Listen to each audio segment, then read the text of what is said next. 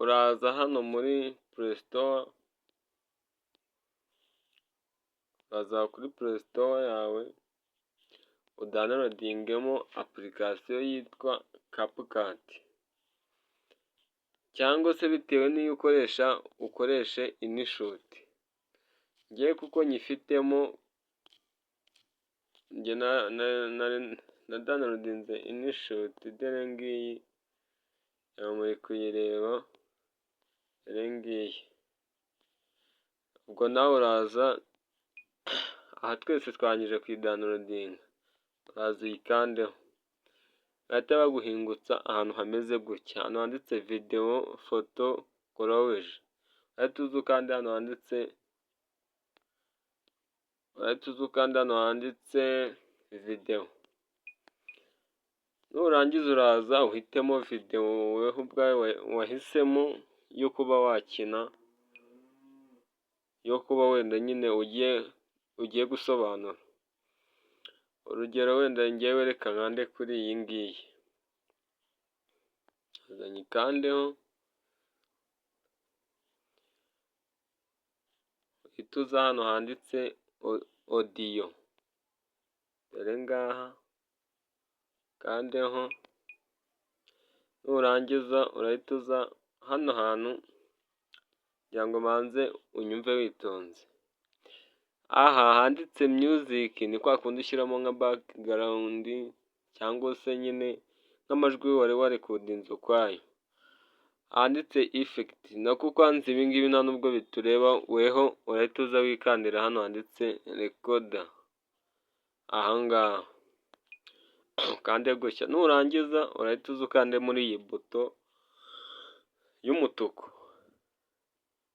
okay. Urategerezaho gatoya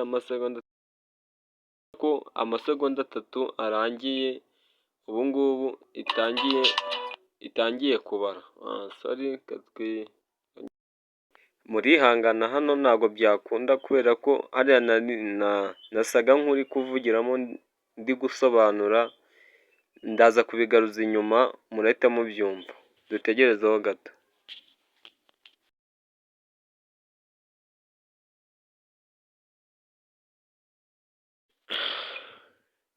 Guys, rero nuko nguko twari tubigize, reka turekodinga amajwi twacuranze twumve ko biri guhura.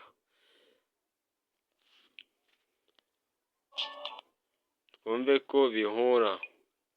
Hano aya ni amajwi abagabwe ari muri video. Reka tuyagabanye kugira ngo humvikane ayo twakoresheje.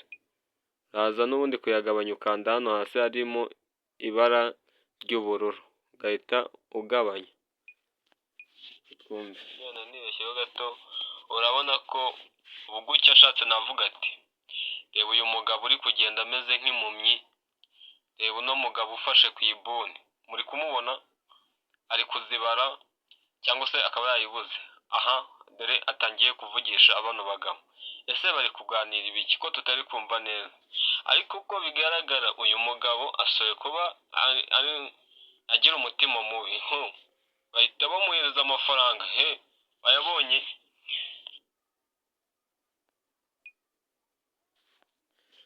Guys, nuko nguko twari tubigenje. Reka mbereke noneho uburyo wahita ukuraho watermark. Ku bantu, hari abantu mukora video mukarekeraho watermark.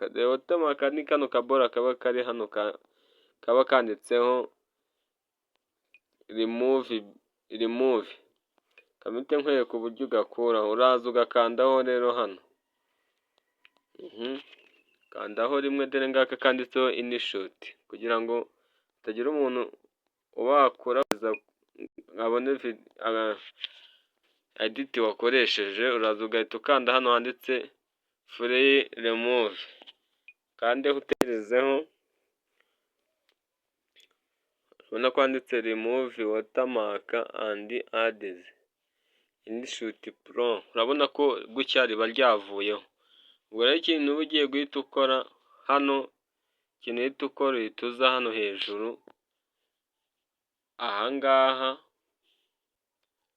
aza hejuru ahangaha, ugahita usevinga ino video. Njye ndazamo kandi Hano rero iyo umaze kuhagera uraza hano, iyo ushaka ko irangira vuba bitewe na fone uri gukoresha urakanda hano hasi, ni uburyo iba iri bugaragaremo. Ubwo ariko ibyiza uyirekera hano nibwo biba bimeze neza, ugahita ukanda hejuru handitse egisipoti, videwo ikisavinga muri fone.